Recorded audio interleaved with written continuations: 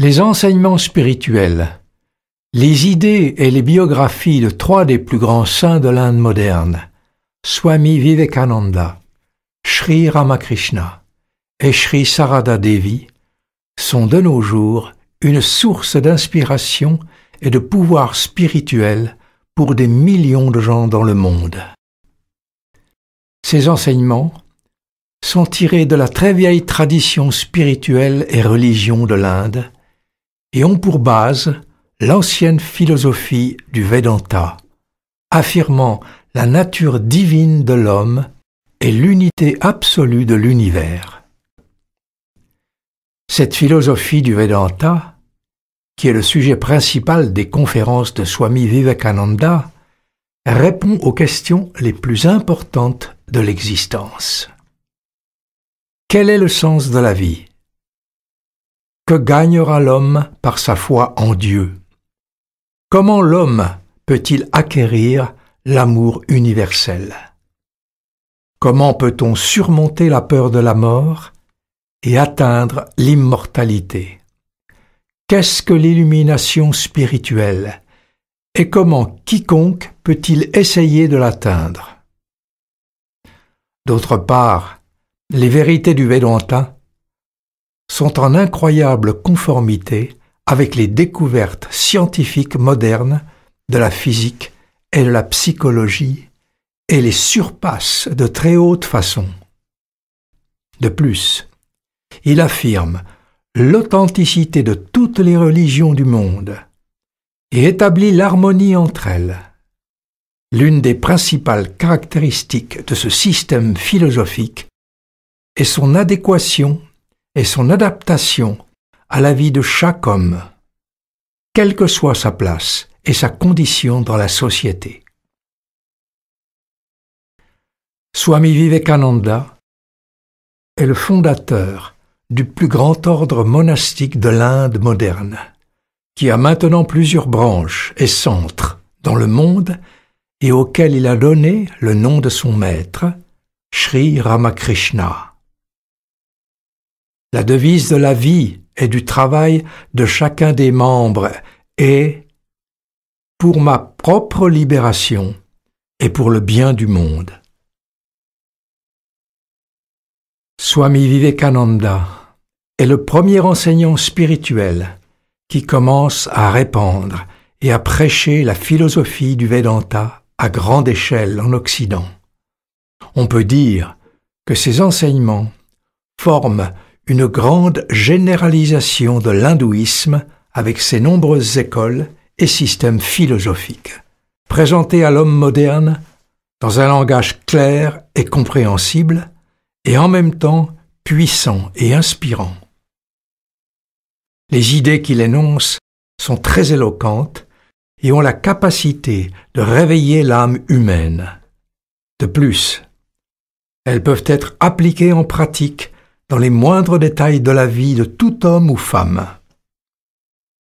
Elles insufflent la vie à chaque tradition spirituelle avec lesquelles elles entrent en contact, en Occident ou en Orient.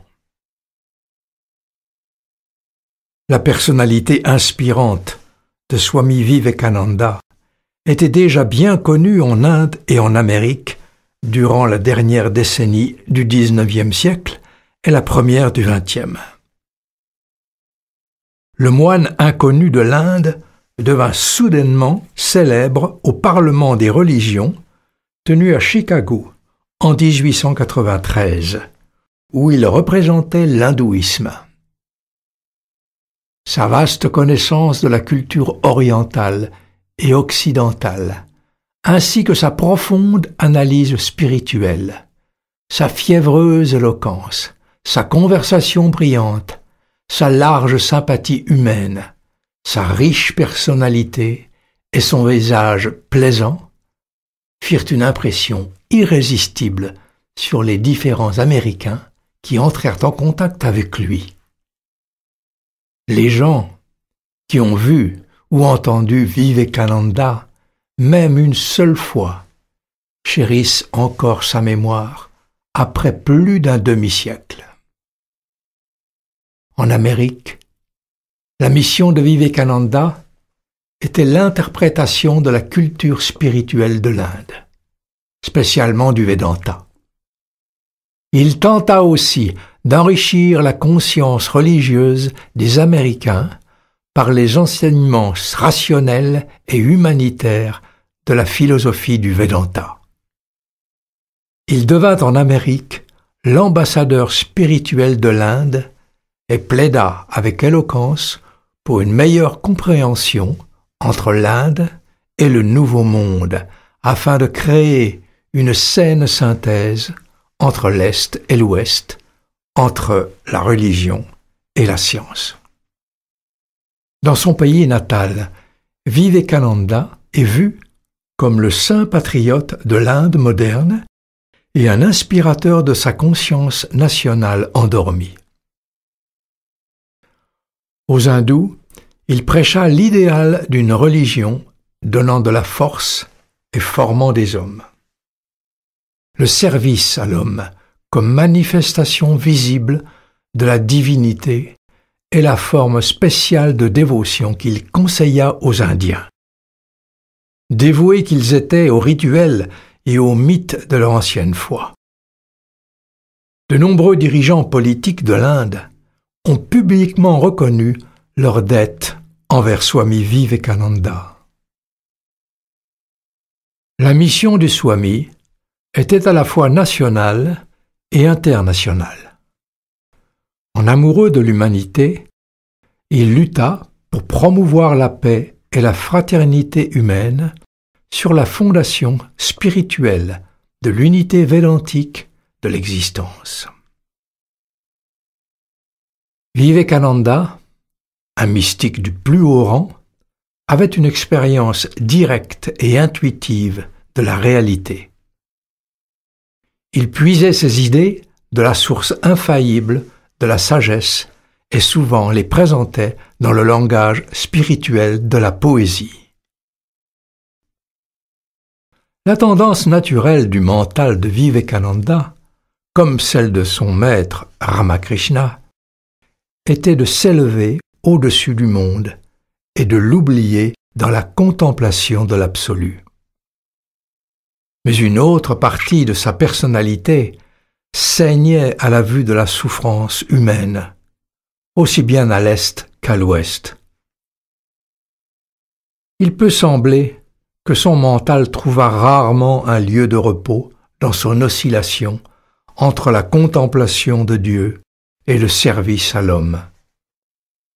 Quoi qu'il en soit, il choisit par obédience envers un appel venant d'en haut le service à l'homme comme sa mission sur terre. Et ce choix l'a mis en lumière de façon favorable à l'Ouest, auprès des Américains en particulier. Au cours d'une courte vie de 39 années, de 1863 à 1902, durant laquelle 10 seulement furent dévoués aux activités publiques, et celle-ci au milieu d'une intense souffrance physique. Il laissa à la postérité ses 4 classiques: Jnana Yoga, Bhakti Yoga, Karma Yoga et Raja Yoga. Chacun d'eux formant un remarquable traité sur la philosophie hindoue. En plus, il donna d'innombrables conférences, écrivit des lettres inspirantes de sa propre main à ses nombreux amis et disciples, composa de nombreux poèmes et fut un guide spirituel pour les nombreux chercheurs qui vinrent à lui pour recevoir son instruction. Il organisa aussi l'ordre monastique Ramakrishna, qui est la plus remarquable organisation religieuse de l'Inde moderne. Elle est dévouée à la propagation de la culture spirituelle hindoue, pas seulement dans le pays natal de Swami, mais aussi en Amérique et dans d'autres parties du monde. Swami Vivekananda dit une fois de lui-même qu'il était comme l'Inde condensée, Sa vie et ses enseignements sont d'une inestimable valeur en Occident pour une compréhension de l'esprit de l'Asie.